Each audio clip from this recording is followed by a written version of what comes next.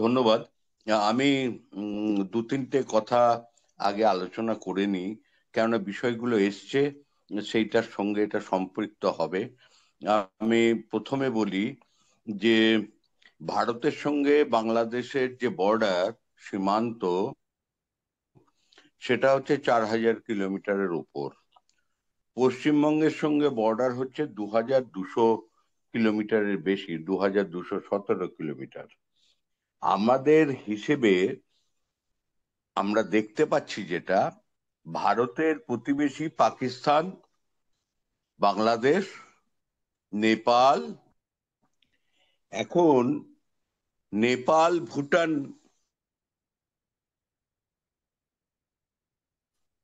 এখানে কোনো কাঁটাতারের বেড়া নেই, এখানে বিএসএফও নেই। বাংলাদেশে আছে বিএসএফ যে বাহিনী, এই বাহিনীটার জন্ম হয়েছে 1965 সালে ভারত পাকিস্তান যুদ্ধের পরে। এবং বাহিনী যখন গঠন হয়, পার্লামেন্টে আইন পাশ হয়, যেহেতু শত্রু রাষ্ট্র হচ্ছে পাকিস্তান, জন্ম থেকেই রাষ্ট্র ঠিক করে দিয়েছে পাকিস্তান শত্রু রাষ্ট্র, তাই পাকিস্তান সীমান্ত পাহারা দেওয়ার জন্য বিএসএফ এর জন্ম। 1968 বিএসএফ অ্যাক্ট অ্যান্ড রুল তৈরি হয়।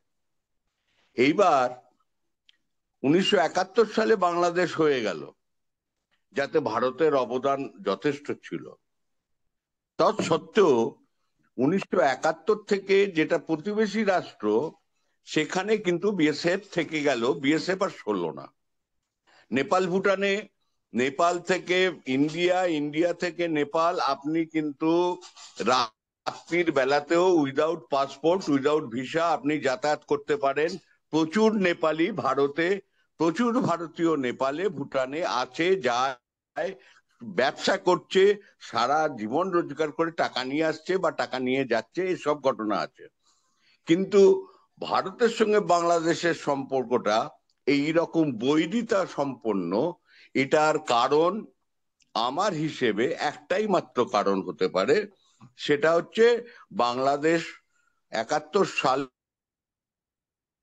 যেরকম ভাবে কোট আনকোট ইসলামাইজেশনের দিকে ঝুঁকেছে বা মুসলমান রাষ্ট্র হয়েছে, সেটা আমাদের ভারতের শাসক দল, তখন কিন্তু বিজেপি ক্ষমতায় ছিল না, তখন থেকেই একইভাবে কিন্তু ব্যাপারটা চলে এসছে। যখন বিজেপি ক্ষমতায় এসছে, আরো বেশি রিজিড হয়েছে, কেননা তারা হিন্দুত্বের ধারক বাহক। আর একজন বক্তা বলছিলেন, আমাকে ধন্যবাদ জানাচ্ছিলেন, আপনাদের জানানোর জন্য বলি, আমার এই মানবাধিকার কাজের জন্য আমার বিরুদ্ধে পুলিশ আহ 8টা থেকে 9টা ফৌজদারি মামলা আমার বিরুদ্ধে আছে, ইনক্লুডিং আমি গরু পাচারকারী, এরকম ধরনের কেসও আমার বিরুদ্ধে দেওয়া আছে। যেরকম ভাবে আপনাদের আগের আমলে আমি জানি অধিকার যে সংগঠন, আইন ও সালিশ কেন্দ্র সংগঠন, তাদের ওপর কিরকম ভাবে আক্রমণ নেমে এসেছিল বা ইত্যাদি ইত্যাদি। এক, দুই, শেষ বক্তা সম্ভবত ফারুক, ফারুক ভাই বললেন যেটা, সেটা সম্পর্কে একটা কথা বলি, শুধু পাচারের তত্ত্বটা দিয়ে। বাংলাদেশ মুসলমান অধ্যুষিত মানুষ, অতএব তারা গরুর মাংস খেতে ভালোবাসেন, এবং তাই গরুর মাংসের চাহিদা ওখানে আছে, তাই সীমান্ত দিয়ে গরু যাবে। ছোট গরু গেলে একরকম, বড় গরু হলে সেটা আর এক রকম। আমাদের উত্তর ভারতে দিল্লি, হরিয়ানা, পাঞ্জাব, রাজস্থান ইত্যাদিতে যে গরুগুলো হয়, সেই গরুগুলি প্রায় 4.5 ফুট 5 ফুট লম্বা, তার অনেক মাংস। কি করে আসে? দিল্লি, হরিয়ানা, রাজস্থান, উত্তরপ্রদেশ থেকে ওই গরু এরোপ্লেনে আসে না, আসে পায়ে হেঁটে, ট্রাকে। অত জেলার অত এসপি, অত রাজ্যগুলোর অতগুলো ডিজি, বর্ডারে অতগুলো থানা, কিরম ভাবে যায়? অতএব এই যে পাচার চক্র, এই পাচার চক্র দারুণ ভাবে শক্তিশালী, এবং তারা সবাইকে টাকা দেয়। আর যদি অভয় দেন তো বলি, পাচারটা ওপার থেকে শুধু ফেন্সিডিল ওপারে শুধু ফেন্সিডিল যায় না, জিরে যায়, মাথার চুল যায়, নুন যায়, আর ওপার থেকে কিছু আসে না তাও নয়, ফেক কারেন্সি আসে, নানান রকম জিনিসপত্র আসে, জামা কাপড় আসে, অনেক কিছু আসে। আমরা বর্ডারটা মনিটর করি, জানি বলেই বলছি। আর এই প্রত্যেক বর্ডারে 5-7 কিলোমিটার অন্তর অন্তর একটা ঘাট আছে। ঘাট মানে পুকুর ঘাট বা স্নানের ঘাট, নদীর ঘাট নয়, এটা বর্ডারের ঘাট। ঘাট চালায় ঘাটিয়াল, এবং তাদের হাতে অনেক লাইনম্যান বা ধুর আছে। তারা এপাশ ওপাশ করে, লোকজন পাচার করে। বাংলাদেশ থেকে 14-16 বছরের মেয়েরা সোজা কলকাতার সোনাগাছি বা পুনেতে, বোম্বের পুনেতে রেড লাইট এরিয়ায় এমনি এমনি যেতে পারে না। অনেকেই টাকা পয়সা খায়। বিএসএফ একটা, তার বাহিনী অত্যন্ত রকম ভাবে অসৎ। সমানভাবেই বলবো, আগেকার আপনাদের বিডিআর এবং বর্তমান বিজিবি, তারাও কিন্তু অসৎ। হাসিনার আমলে সব দোষ শুনছিলাম, হাসিনার আমলে। তার আগের আমলে কি হয়েছিল? তার আগের আমলে কি হয়েছিল? আসলে রাষ্ট্র যখন সে নিজের ধর্মের আবরণ মাথায় দেয়, যেটা আমাদের এখানে এখন হয়েছে, হিন্দুত্বই থাকবে, মুসলমান হলে তার দাড়ি ওপরানো হবে, তেমনি ভাবেই ওখানেও এই যে মুসলিম মানুষ, যারা সংখ্যাগুরু মানুষ, তারা, যারা ধর্মীয় সংখ্যালঘু, তাদের উপর নানান কিছু ঘটনা আজ ঘটছে না, আগেও ঘটেছে। এবং আমরা জানি এই যে এনিমি প্রপার্টি, যে বাংলাদেশে যে সম্পত্তিগুলো ছিল, হিন্দুরা যেগুলো ফেলে এসেছিল, সেগুলো দখল করে আছে আওয়ামী লীগের লোকেরাই বেশি। আমি আওয়ামী লীগের সময়কার কথা বলছি। আপনাদের এক মাননীয় অধ্যাপক, তিনি আমার সামনে, আমি ঢাকাতে গেছিলাম তখন, সেখানে বক্তব্য রাখছিলেন, ইত্যাদি ইত্যাদি রয়েছে। ফলে আমার সংক্ষিপ্ত বক্তব্যটা হচ্ছে, মানবাধিকার একটি আলাদা বিষয়, রাজনীতি বিষয়, রাষ্ট্রনীতির বিষয় এখনো আলাদা। আমার স্বনির্বন্ধ অনুরোধ, এখন যে সমস্ত বক্তারা বললেন সকলের প্রতি সম্মান জানিয়েও বলছি, সরকার কিন্তু একটা জিনিস, আর মানুষের অধিকার আর একটা জিনিস। ভারতবাসী হিসেবে আমি, মানবাধিকার লোক কর্মী হিসেবে আমি এখনো পর্যন্ত আপনাদের যে বর্তমান ইউনূস সরকার এসছেন, যেখানে আমাদের বন্ধুরাও কিছু কিছু আছেন, আমরা কিন্তু এখনো লক্ষ্য করতে পারিনি যে এই বর্ডারের ব্যাপার নিয়ে এই সরকার এখনো সেই রকম কোনো কিছু স্ট্যান্ড নিয়েছেন।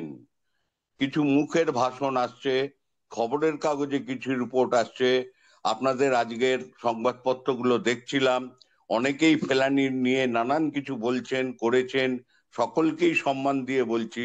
এখনো পর্যন্ত কিন্তু কার্যকরী পদক্ষেপ, এই হত্যাকাণ্ড বন্ধ হোক। ইন্ডিয়া রোম স্ট্যাটুটে সই করেনি, বাংলাদেশ রোম স্ট্যাটুটে সই করেছে, আইসিসি, ইন্টারন্যাশনাল ক্রিমিনাল কোর্ট। কেন সেই সমস্ত জায়গায় যাওয়া হচ্ছে না আমি জানি না। আর বর্ডারে আর এই মাইনরিটি ব্যাপারটা শুধু হিন্দু মুসলিম নয়, আমাদের এখানকার বর্ডারে কেবলমাত্র থাকে একজন বক্তা, যিনি বললেন হরিজন, আমাদের এখানে যারা শিডিউল কাস্ট, শিডিউল ট্রাইব, এবং মুসলমান যারা ওবিসি। আপনাদের মুসলমানদের মধ্যেও কিন্তু জাতপাত আছে, এবং সেখানে ওই মানুষগুলো কিন্তু একেবারেই হা ঘরে হা ভাতে, তাদের আর অন্য কিচ্ছু নেই। সীমান্তে কোনো উন্নয়ন হয় না, কোনো কারখানা নেই, ব্যবসা বাণিজ্য নেই, ওদের ওই চাষের জমিটা। আর তা না হলে তারা বাইরে চলে যায় জন খাটতে মানুষ হয়ে, এবং অন্য উপায় হচ্ছে ওই একটা গরু বা একটা পেন্সিলের পোটলা ফেলে দিলেই আমি 200 টাকা পাবো। এই হচ্ছে অবস্থা।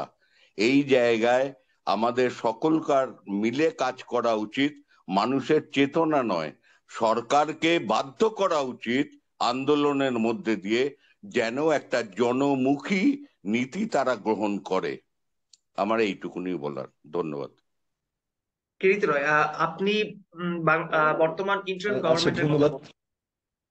আপনি বললেন যে বর্ডার কিলিং সম্পর্কে বর্তমান ইন্টারিম গভর্নমেন্ট অতটা স্টেপ নেয় নাই, তেমন কোনো স্টেপ নেয় নাই। তবে আমরা দেখেছি যে বর্তমান ইন্টারিম গভর্নমেন্টের চলাকালে বর্ডার কিলিংটা কিছুটা কমেছে, এবং আমরা আশা করতে পারছি যে ইন্টারিম গভর্নমেন্ট ইউনূস সরকার আন্তর্জাতিক আদালতে যেতে পারে। আন্তর্জাতিক আদালতে যদি ফেলানি ইস্যু নিয়ে বাংলাদেশ যায়, পদক্ষেপ বাড়ায়, তাহলে ভারতের নাগরিক সমাজ এবং ভারতের মানবাধিকার সংগঠনগুলোর কি কোনো ভূমিকা থাকবে, বা কেমন ভূমিকা থাকতে অবশ্যই। পারে সেটা কি জানা?